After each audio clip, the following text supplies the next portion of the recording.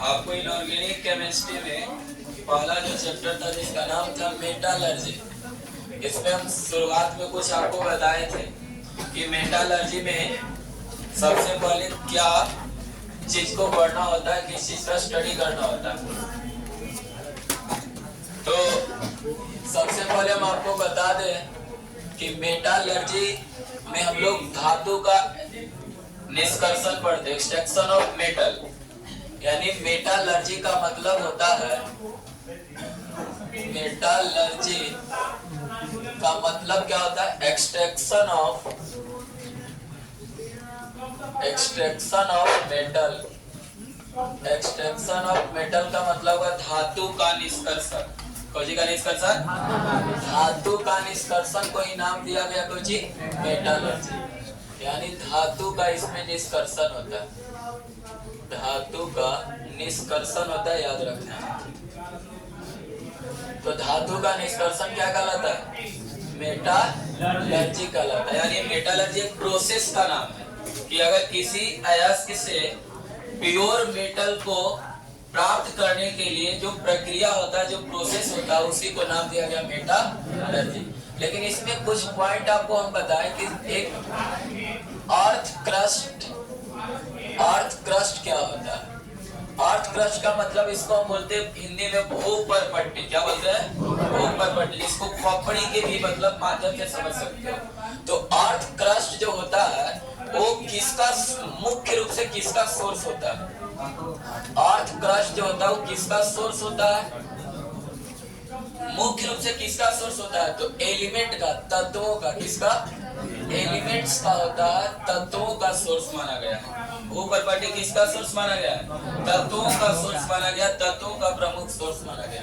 तो क्वेश्चन होगा कि इसमें भूपरपट्टी में तत्वों का ऑर्डर क्या होगा, कौन सा तत्व कितना मात्रा में और कौन ज्यादा पाया जाता है, कौन कम पाया जाता है। तो उसके लिए आपको एक ट्रिक्स बता देते हैं कि याद करने में आपको सहूलियत होगा। सबसे पहले याद रखेंगे कि भूपरपट्टी जो होता है, अर्थ क्रस्ट होता है, वो पूरा उसका 98% भाग 8 तत्वों से मिलकर बना है। कितने तत्वों से, 8 तत्वों से मिलकर बना है। पूरा भूपरपट्टी का हम बात कर रहे हैं। अर्थ क्रस्ट का 98% भाग 8 तत्वों से मिलकर बना है। बाकी जो है अन्य तत्वों से मिलकर बना है। देखते हैं कौन कौन तत्व 8 है। तो हम बोल सकते हैं कि ऑर्डर ऑफ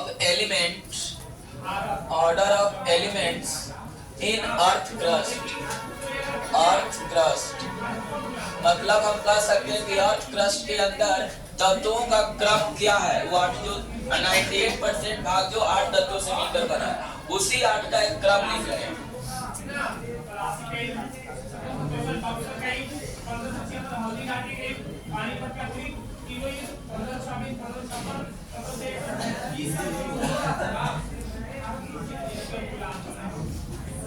एल्युमिनियम, उसके बाद क्या होता है, ऑक्सीजन, उसके बाद सिलिकॉन, उसके बाद एल्युमिनियम, उसके बाद लोहा।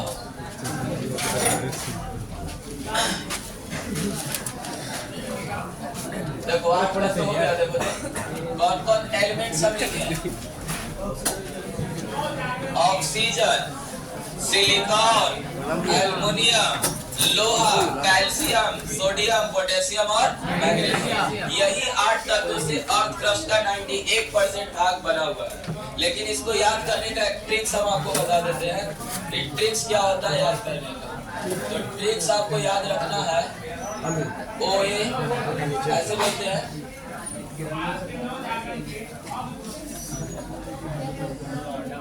ओ सर आई, ओ सर, ओ से ओ, ए सही से सर, एल से आई, ए ई मिला के, ये दोनों को मिला को फीका पढ़ सकते हैं, फीका। और इसको मिला के नमक, नमक क्या पढ़ेंगे, नमक। और एमजी से मांगे, क्या करेंगे, यानी हम बोल सकते हैं कि ओ सर आए फीका नमक मांगे। तब इसको याद कर लेना है कैसे कि O का मतलब ऑक्सीजन, सर का मतलब सिलिकॉन, आय के मतलब Al, अब फीका में लोहा और कैल्शियम Fe और Ca, और नमक में Na और K मतलब सोडियम और पोटेशियम, और मांगे के मतलब Mg। तो यही 8 तत्वों से मिलकर बना हुआ है। कितने तत्वों से मिलकर बना है? कितना परसेंट भाग? 98% भाग यही 8 तत्वों से मिलकर बना है। अब इसके अलावे भी जो 2% बच गए, उसके अलावे कौन कौन एलिमेंट्स होते हैं? तो इसके अलावे, इसके अतिरिक्त आपको याद रखना है कि titanium, carbon, manganese, sulphur ETC। मतलब इसके अलावे आपको इन तत्वों को भी याद रखना है कि इसके अलावे और तत्व कौन है 2% में, जो titanium, carbon, manganese, sulphur ETC। अब लेकिन मुख्य रूप से एग्जाम में यही में से पूछता है कि सबसे ज्यादा अधिक मात्रा में पाया जाने वाला अर्थ क्रस्ट में तत्व कौन होगा? तो ऑक्सीजन आंसर होगा। अगर पूछेगा कि सबसे अधिक मात्रा में पाया जाने वाला उप धातु कौन होगा? तो सिलिकॉन होगा। धातु पूछेगा तो ऑक्सीजन है, उप धातु पूछेगा तो सिलिकॉन, और सबसे अधिक मात्रा में मेटल पूछेगा तो मेटल पूछेगा तो एल्युमिनियम। तो आपको याद रखना है कि सबसे अधिक मात्रा में एलिमेंट भी पूछेगा तो ऑक्सीजन है बोलना, और सबसे अधिक मात्रा में नॉन मेटल भी पूछेगा तो ऑक्सीजन है बोलना, और सबसे अधिक मात्रा में अगर मेटलॉइड पूछेगा, उप धातु पूछेगा तो सिलिकॉन बोलना, और सबसे अधिक मात्रा में अगर एल्युमिनियम मेटल पूछेगा तो एल्युमिनियम बोलना। लेकिन पूरा मेटलर्जी के अंदर अगर हम बात करें तो सिर्फ हम लोग को पढ़ना है क्या कि कौन कौन से एलिमेंट जो तत्व धातु की बात करते हैं, मेटल की बात करते हैं, कि कौन सा मेटल कितना परसेंट अर्थ क्रस्ट में आता है। अर्थ क्रस्ट के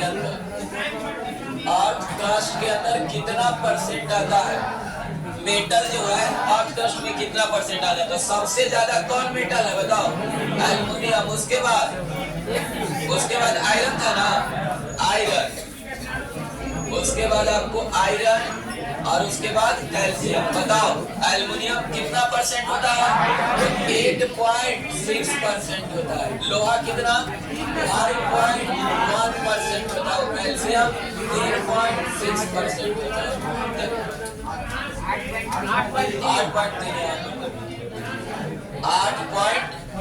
8.3 याद रखना है इसमें।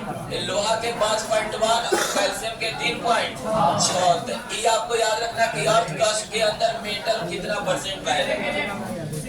इसके बाद हम आपको बताए थे क्या कि खनिज क्या होता है। इसके बाद क्या बताए थे? खनिज,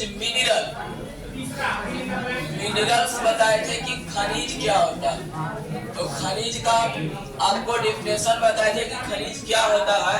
तो वो प्रॉपर्टी में जिस रूप में तत्व या उसके यौगिक पाए जाते हैं, एलिमेंट्स और उसके कंपाउंड जिस रूप में पाए जाते हैं अर्थ क्रस्ट के अंदर, तो उसी को हम क्या बोलते हैं? खनिज। उसके बाद हम आपको बताए थे तो और जिसको हिंदी में बोलते हैं अयस्क। अयस्क क्या होता है? और क्या होता है? तो वैसे मिनरल्स जिससे मेटल का एक्सट्रैक्शन, मेटल का निष्कर्षण एकदम सुगमता पूर्वक और आसानी से हो जाता है, एकदम कम खर्च में हो जाता है, तो उसको हम बोलते हैं अयस्क। यानी अयस्क जो है, और जो है वो एक प्रकार का मिनरल है, मतलब खनिज ही है, लेकिन हम वैसे मिनरल और कहेंगे जिससे मेटल का एक्सट्रैक्शन हम सिंपली रूप से हो जाए, आसानी तरीका से हो जाए। तो वैसे हम बोलेंगे, अब मिनरल को क्या बोलेंगे? और बोलेंगे। क्या बोलेंगे? उसके बाद हम आपको बताए थे गैंग, या इसी को बोलते हैं मैट्रिक्स। क्या बोलते हैं? मैट्रिक्स। इसको हिंदी में बोलते हैं अधात्री। क्या बोलते हैं? मैट्रिक्स क्या होता है? तो वैसे अयस्क जो होता है ना, और में उपस्थित जो अशुद्धियां होती है उसी को क्या बोलते हैं? गैंग या मैट्रिक्स। यानी अयस्क में उपस्थित अशुद्धियां को नाम दिया गया गैंग या मैट्रिक्स। उसके बाद हम आपको बताए थे फ्लक्स। क्या बताए थे? जिसको हिंदी में बोलते हैं गालक। क्या बोलते हैं? या द्रावक। ये क्या होता है? तो फलक्स का मतलब होता है कि जो अशुद्धियां होता है अयस्क में, उसको हटाने के लिए बाहर से जो पदार्थ हम लोग मिलाते हैं उसमें मिक्स करते हैं, बाहर से जो मैटर मिक्स करते हैं उसी को नाम दिया गया क्या? फलक्स। यानी अशुद्धियां को हटाने के लिए, ओर में से अशुद्धियां को हटाने के लिए बाहर से जो हम लोग पदार्थ मिलाएंगे उसको नाम क्या देंगे? फलक्स नाम देंगे। उसके बाद आपको पढ़ाए थे अश्लैग। अश्लैग का हिंदी होता है धातुमल। धातुमल क्या होता है? तो धातुमल बताए थे कि फलक्स जो बाहर से मिला रहे हैं और गैंग जो अशुद्धियां होता है इसमें, दोनों मिलकर जो पदार्थ बनाता है उस पदार्थ का नाम क्या बोलते हैं? तो हम लोग अश्लैग बराबर फॉर्मूला बताए थे कि flux plus gang, flux plus gang होता है। यानी अश्लैग का निर्माण कैसे होता है? तो फलक्स और गैंग को मिलने से होता है।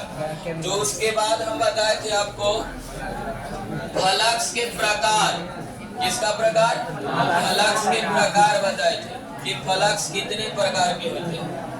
तो फलक्स बताए थे कि types of flux, types of flux.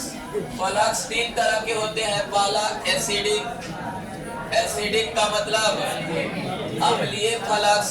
दूसरा बेसिक, बेसिक का मतलब क्षारीय फलक्स। और तीसरा न्यूट्रल, न्यूट्रल का मतलब रसिक फलक्स बताए थे। इन तीनों फलक्स के बारे में क्या बताए थे? अम्लीय फलक्स का उपयोग कब करेंगे? जब क्षारीय अशुद्धियां हटाना होगा। बेसिक अगर गैंग होगा तो बेसिक गैंग को हटाने के लिए हम एसिडिक फ्लक्स का उपयोग करेंगे। और बेसिक फ्लक्स का उपयोग कब करेंगे? जब एसिडिक गैंग होगा। मतलब क्षारीय अशुद्धियां को हटाने के लिए अम्लीय फलक और अम्लीय अशुद्धियां को हटाने के लिए क्षारीय फलक का उपयोग करेंगे।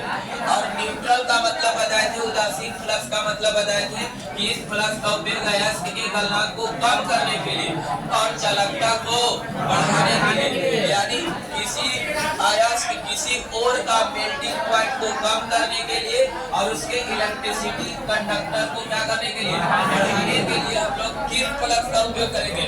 न्यूट्रल फ्लक्स का उपयोग करते हैं। उसके बाद हम आपको बताए थे कि अयस्क का वर्गीकरण, क्लासिफिकेशन ऑफ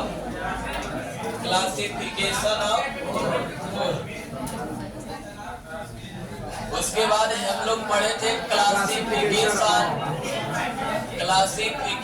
ऑफ और क्लासिफिकेशन ऑफ, यानी अयस्क का वर्गीकरण कितने तरीका से पढ़े थे? तो बोलो एक बार। ऑक्साइड और पढ़े थे, ऑक्साइड अयस्क। उसके बाद सल्फाइड अयस्क पढ़े थे, सल्फाइड अयस्क। उसके बाद हम लोग सल्फाइड और के बाद पढ़े थे सल्फेट, सल्फेट और पढ़े थे। उसके बाद हम लोग एक अयस्क और पढ़े थे फॉस्फेट, फॉस्फेट और पढ़े थे, फॉस्फेट और अयस्क। उसके बाद पढ़े थे हम लोग सिलिकेट, सिलिकेट और पढ़े थे। उसके बाद हाइलाइट अयस्क पढ़े थे, हाइलाइट और पढ़े थे। उसके बाद कार्बोनेट, कार्बोनेट और पढ़े थे। और उसके बाद लास्ट पढ़े थे तो जी नाइट्रेट और पढ़े थे, नाइट्रेट और पढ़े थे। यहाँ तक हम लोग पढ़ लिए। तो टोटल आपका मेटालर्जी का एक इंट्रोडक्शन पार्ट है। तो शुरू से आप उतार लेंगे यहाँ से। चलो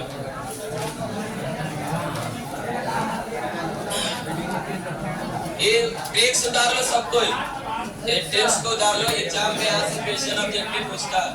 वीडियो बंद कर देगा, वीडियो बंद कर देगा। क्या बोल रहा है? कहाँ पर? टीका, टीका लिखा हुआ है। ओ सर आए टीका नमक मांगे, ओ सर आए टीका नमक मांगे।